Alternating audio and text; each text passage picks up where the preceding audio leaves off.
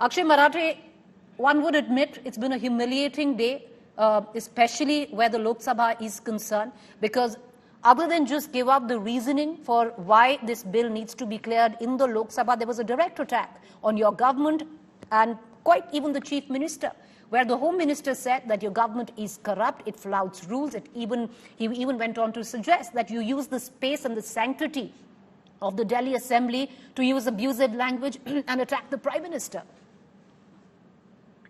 Preeti, first of all, I want to say that, sometimes when power gets to your head and people become arrogant, people become, they have hubris about their all-powerful nature. They sometimes speak the truth and they forget that they're speaking in public and they should not be revealing their real reasons for doing something.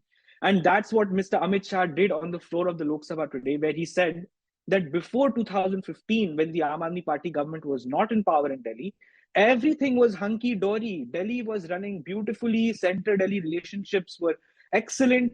But as soon as Mr. Arvind Kejriwal gave a humiliating defeat to the Bharatiya Janata Party, winning 67 out of 70 seats, everything went to hell and everything needed to be fixed. And that's why the BJP is trying to save Delhi today from Arvind Kejriwal's mandate. But the question is, if the people of Delhi and the majority of Delhi, 67 out of 70 seats, remember, are saying that they want Arvind Kejriwal to rule over Delhi, they want him as Chief Minister, they want the Aam Aadmi Party's governance model, then who is the Bharatiya Janata Party to tell the people of Delhi that no, you cannot have it? Okay. Just because they have disagreements with Aam Aadmi Party. Tomorrow, if the Gujarat government has a disagreement with the central government, can the central government say, no, Gujarat is no longer a state, we are turning it into a union territory? No. Delhi deserves the same rights that any other state in the country deserves, because the people who live in Delhi are the same people who live in other states. Can you imagine? Akshay Marathe, stay with me. I want to bring in... Let me just right. finish. Make your point, sir. Today, what the situation is that in Faridabad, a citizen has more rights to elect their own government than people in Delhi have. What is the kind of society that we are building? What is the kind of country that we are building? That 2.5 crore people have been disenfranchised purely because the BJP hates Arvind Kejriwal. Is this how a democracy should function? On the basis of personal vendetta and persecution. Akshay Marathe, okay, hold that thought. I want to bring in Sanju Verma. Sanju Verma, forget about what the Aam Aadmi Party is saying. Forget about what the Delhi people, who they voted for, what they wanted. Forget about for a minute even what the Supreme Court ruling was. Let's focus on what your party said in 2013, saying there are two things that were copied by the Aam Aadmi Party in its manifesto, and number one of it was full statehood, which the Prime Minister promised in 2014. Preeti, let's be very clear. While the BJP promised statehood, and I'm sure that issue will be explored as we move forward, let us not miss the woods for the trees. Today, the fact that, as you rightly mentioned, given the brute majority of the BJP in the Lok Sabha, the Delhi Ordinance Bill passed, or rather should I say sailed very smoothly. There are some things that need to be told for the benefit of your audience.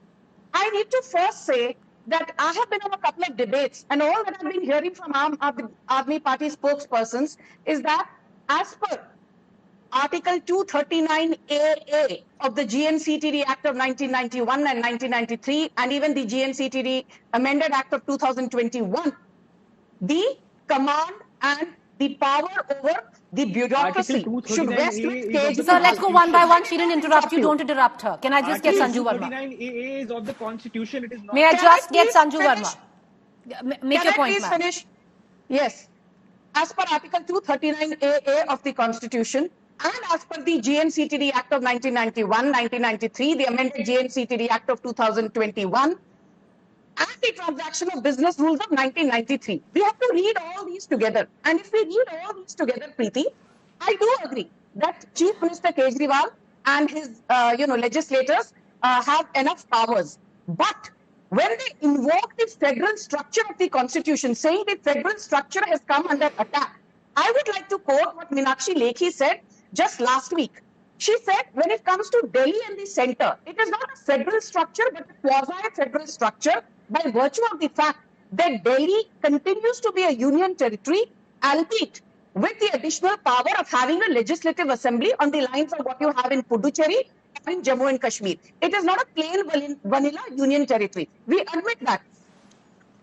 Aam Aadmi Party, each time you invoke Article 239 AA, Each time you invoke Transaction of Business Rules 1993, forget one of the key rules and one of the key articles, rather, which the Supreme Court even mentioned in its May 11th, 2023 judgment. And quickly, in seconds, I will tell you what Article 73 says, and this has been the premise of Amit Shah's argument also on the floor of the Lok Sabha. Article 73 states that the executive power of the central government, the Modi government in this case, shall extend to matters on which the parliament has the power to make laws.